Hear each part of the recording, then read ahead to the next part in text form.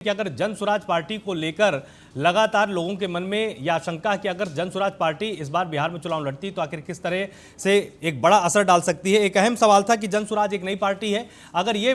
बिहार में ठीक से चुनाव लड़ती है तो आखिर किसको फायदा किसको नुकसान हो सकता है, उस प्रश्न का भी एक बार आंकड़ा यहां पर दिखा देते हैं, जिससे कि जनता को समझ में आएगा कि आखिर जन स्वराज पार्टी की क्या भूमिका बिहार में हो सकती है। एक बार उस ग्राफिक्स को हम यहां पर पहले दिखा देते हैं कि जन स्वराज पार्टी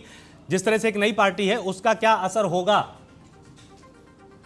जिला गया में 10 विधानसभा सीटें हैं, सैंपल साइज 1260 का था। एनडीए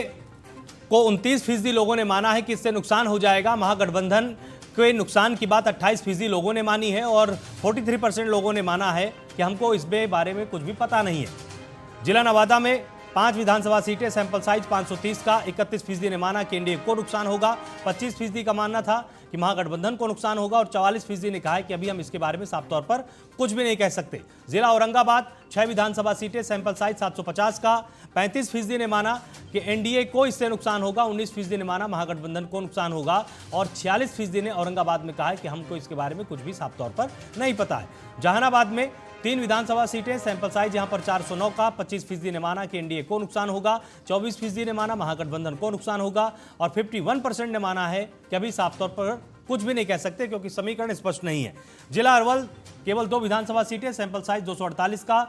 37% लोगों ने माना है कि एनडीए को नुकसान होगा, 20% ने महागठबंधन के नुकसान की बात कही और 43% ने कहा कि अभी साफ तौर पर नहीं कह सकते हैं। अगर पूरे प्रमंडल की बात करें 26 सीटें हैं, सैंपल साइज 3197 का, 31% लोगों ने माना कि एनडीए को नुकसान होगा, 23% ने माना महागठबंधन को नुकसान होगा और 46% ने कहा है अभी साफ तौर पर हम कुछ भी नहीं कह सकते हैं। इसके साथ ही एक और अहम सवाल था कि आखिर सरकारी योजनाओं को लेकर